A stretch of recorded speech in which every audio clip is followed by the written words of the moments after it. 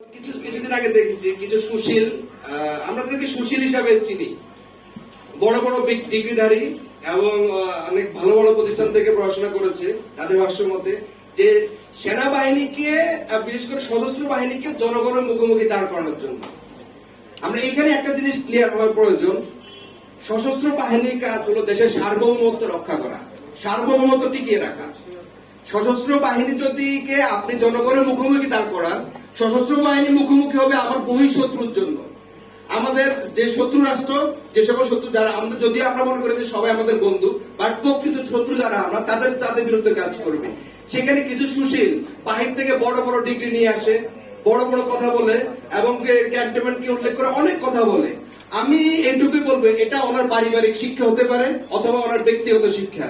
প্রাতিষ্ঠানিক শিক্ষায় যে সব আসল শিক্ষিত সেটা না।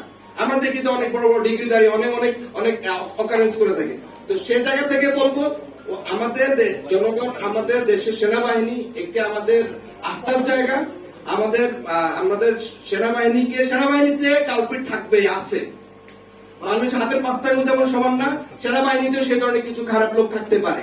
আপনারা ওই ব্যক্তিকে মার্ক করেন, ওই ব্যক্তির বিরুদ্ধে কথা বলেন, পুরো একটা বাহিনীর বিরুদ্ধে আপনারা কথা বলতে পারেন না।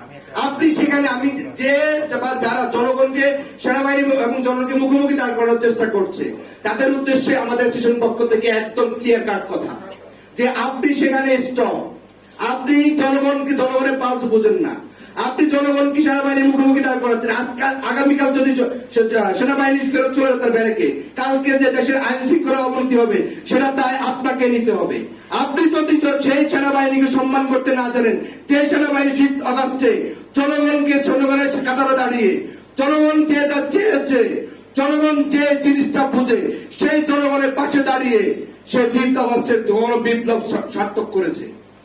তাই আমরা বলতে চাই যে আপনি আপনার কোন হীন উদ্দেশ্য, আপনার বড় বড় ডিগ্রি আপনি দেশের বাহিরে রেখে আসেন।